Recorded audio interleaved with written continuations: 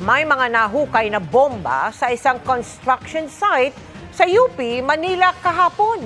Pinaniniwala ang ibinaon yan sa lupa noon pang World War II, kaya dinala sa Tarlac para i-detonate o pasabugin. Nakatutok si Jomer Apresto. Sa unang tingin, aakalain mong ordinaryong bakal lang ang mga yan. Pero vintage bomb raw yan, sabi ng mga tauhan ng District Explosive and K9 Unit ng MPD. Na-recover ang mga ito sa isang construction site sa loob ng College of Medicine ng UP Manila pasado alas 3 ng hapon kahapon. Nasa 3 talampakan lang raw ang lalim ng pagkakabaon dito ng matagpuan ng mga construction worker.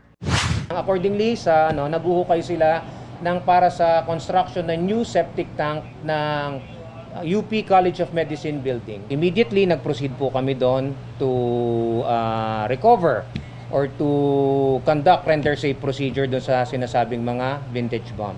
Mabilis namang na-recover ang mga bomba dahil agad napalikas na mga tauhan ng universidad ang mga construction worker at nakordonan ang paligid nito. Bukod sa 2 vintage bomb, mayroon ding nakuha na isang Japanese grenade.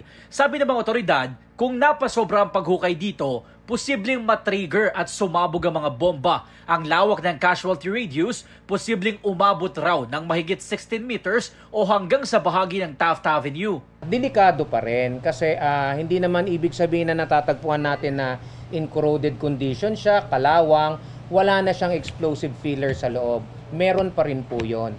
Marami kaming mga recoveries niyan, especially rito sa Intramuros area, dito sa Manila Bay. Alam niyo na, yung may history siya ng pinagdausan ng ano. Nakatakda namang dalhin sa Tarlac ang mga bomba kung saan i-detonate o pasasabugin ng mga ito. Sabi ng MPD DECU, agad ipagbigay alam sa mga otoridad sa oras na may makita na kahina-hinalang mga bagay tulad nito para maiwasan ang anumang insidente na posibleng magdulot ng panganib.